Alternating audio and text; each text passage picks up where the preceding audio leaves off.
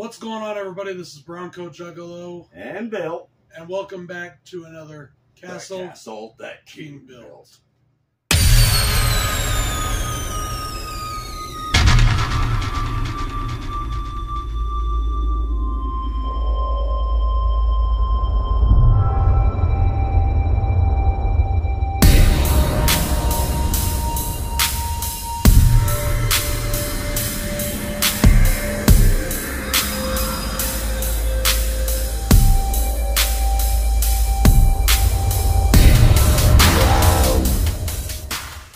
Today, guys, we're wrapping up a trilogy of videos with the final installment in our It scrutiny. Today, we are doing the miniseries from 1991, also titled It. Now, this one stars Tim Curry as Pennywise the Clown and was directed by Tommy Lee Wallace. Now, this does carry forward the basic storyline of the It book, minus a few things, changing a few things, all that said and done. I have been the most critical of this movie. It's not a movie. This miniseries is what turned me off to Stephen King adaptations early on, because and rightfully so. It was my favorite book. It was my favorite book, and I didn't think this adaptation did it justice at all. Most Stephen King adaptations of this time period did not. Yeah. I will say, though, even though I've been very harsh on this throughout time, this last couple times watching, the last time I watched it, I was like, okay, it's not as terrible as I remember. Yeah. This time watching it, I realized that there's actually a lot of stuff that is close to the book in the movie, or in the miniseries. But there is still a lot of stuff that lets me down, but I enjoyed it much more this time around. I can almost say, I don't know if I want to use the word like, but this isn't as bad as I thought it was. It's just not as bad as I thought it was. You know, or at least, you know, now looking back at it from a more critical eye, I can live with it. I can deal with it. You know, I still like the new ones better. Of course. But I can deal with it. The guy that plays the older Richie Tozier, you know, actually looks like my Uncle G. Really? I think that's funny as hell. He looks like my Uncle G. You know. Hi, Uncle J. Yeah. The dinner scene at the Chinese restaurant in this miniseries and in the new films is very similar. It is. It's set to music. It's kind of going around the table. They're just laughing, drinking, having a good time. And the fortune cookies. Very similar than the fortune. It's very similar. Now there's more CGI in the new ones. More practical effects than the original one, but it's pretty similar. So I was actually kind of impressed that they kept that theme. You know, maybe it was a throwback to it. I don't know, but it worked. We're gonna get our pros and cons going. I'm gonna start with my cons. Okay. And all my cons wrap into one thing. There's just too many differences from book to series. Now there are some things that they actually did keep it more correct on, as opposed to the new movies. But for the most part, they just went off on too many things.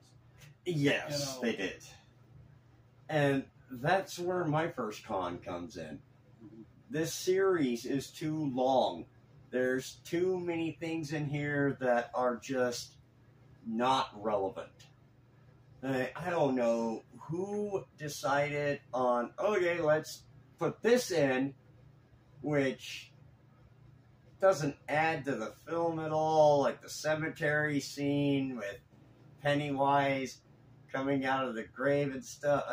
I don't know. And then we're leaving out important stuff. You know, like, what did they leave out that was really important? Help me here. They left out what is basically the opening scene in the second movie. Yes, which is the very beginning of the book. That is the beginning of the book. You know, they changed it up to Mike narrating a kill about the little girl.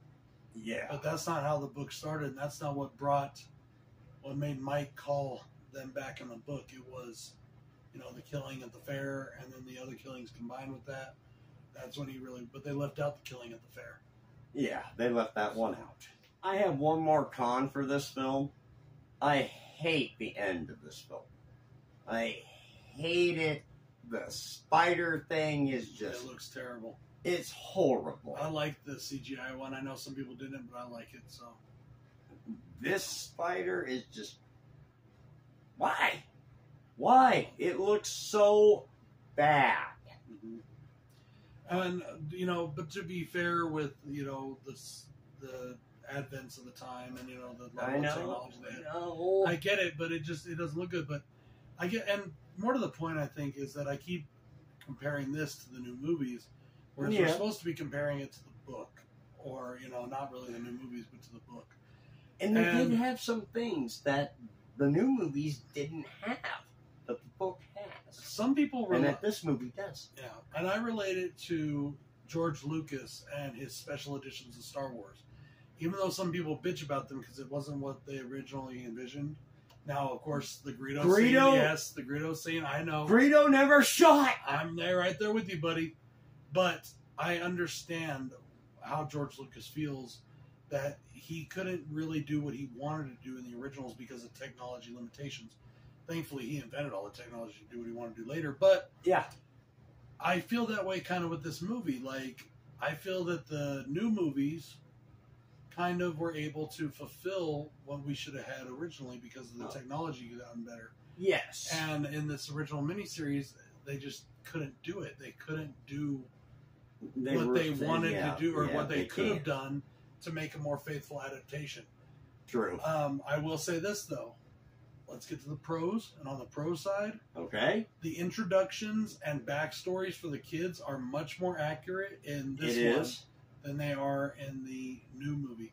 And part of that is the change in decades when they decided to change it from the kids being in the 60s to the kids being in the 80s for the new films. Yeah. That helps. This one stayed in the 60s and it stayed more true to the story there. So we did get better. Mike's backstory is more what it's supposed to be. It is. I'll give you Henry Bauer's backstory is what it's supposed to be. Now, it's not as quite as in depth. They still cut out some things that I think they shouldn't have cut out, but I get it. TV and time, whatever. that. True. You know, but that's just me. That's me loving the book so much and being into the details. I love the details. And, you know, but they did what they could. And in my opinion, the backstories on the kids, this time I noticed that they were much more book accurate than the new film was. So I gave it props for that. Okay. Okay. My first pro for this film is the Barons. I think they did the Barons just a little slightly better in this adaptation than they did in the new one. Yeah. They really didn't go into the Barons as much in the newer adaptation than they did in this one. They did They that went core more. Yeah. Yeah, they went more into the Barons. And I love the new adaptation, but I will say the Barons is a place in the book that so much happens. Not just with it, but with their lives in general, especially as children. And kudos to that. I love the Baron scenes. Going back to the Baron scenes, what you just talked about, I like that they left the introduction of Ben and Henry and the kids were trying to make the dam. That's right out of the book. Yes. That's a completely, totally different introduction than we have. I mean, it's similar, it's the same, but it's different. Same things happen. Ben gets the H carved on his stomach. All that happens. But the dam, they were working on that dam when they were chased. He was chasing the Barons. I do enjoy that they kept that as part of it. I like that. I like the flashback scene of that. And there's this other fat kid coming running in as he's an adult, and he's being chased by some bullies. You know, and so he feels for him. He knows exactly what this kid is going through. Exactly. And I thought that was really cool too. So to just segue off your Barons thing, I liked that. Hell yeah. Most of the stuff I think I like, except for a couple things, was when they were kids. It was better. They did a good job on when they were kids. As to, like, you know, in the new one, I think they do a good job with both. In this one, they do a better job when they're kids.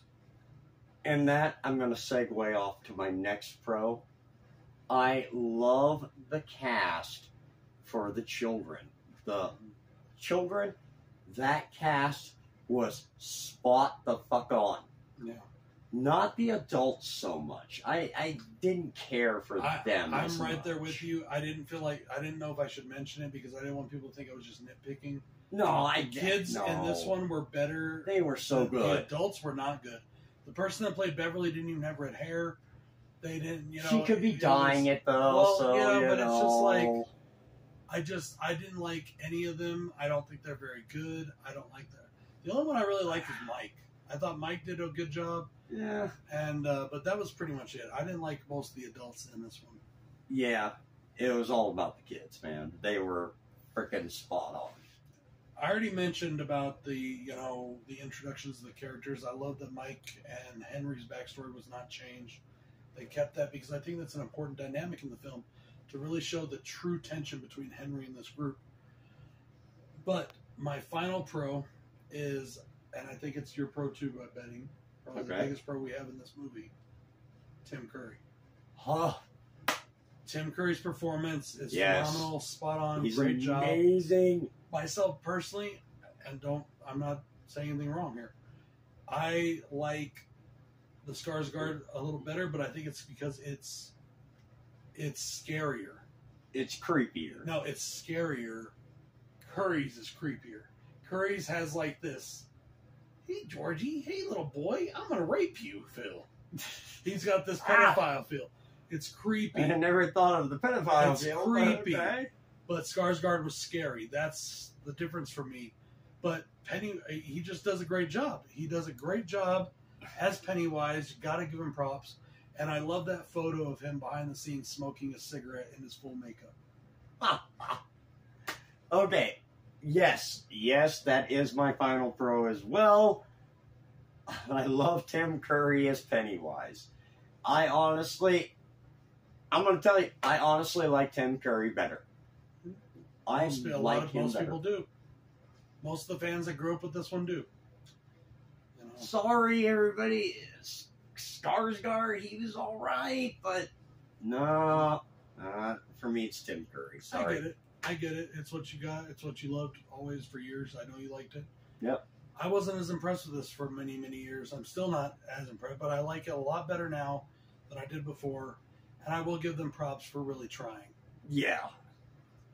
Guys, that's it for this Castle the King Built. If you have not read it, please do. Put it on your list of books to read. If you're not a reader, I don't know what to tell you, but no. You can get an audiobook. There's plenty of damn fucking, I don't know what that app is that you can get, but it'll read it to you. So, guys. Do it. Anyways, guys, this is Bronco Juggalo saying, I kind of felt like our energy was a little down on this video. So I hope that didn't put anybody off. I hope you stayed till the end. Peace out, y'all. And Bill's saying, do it! Good night.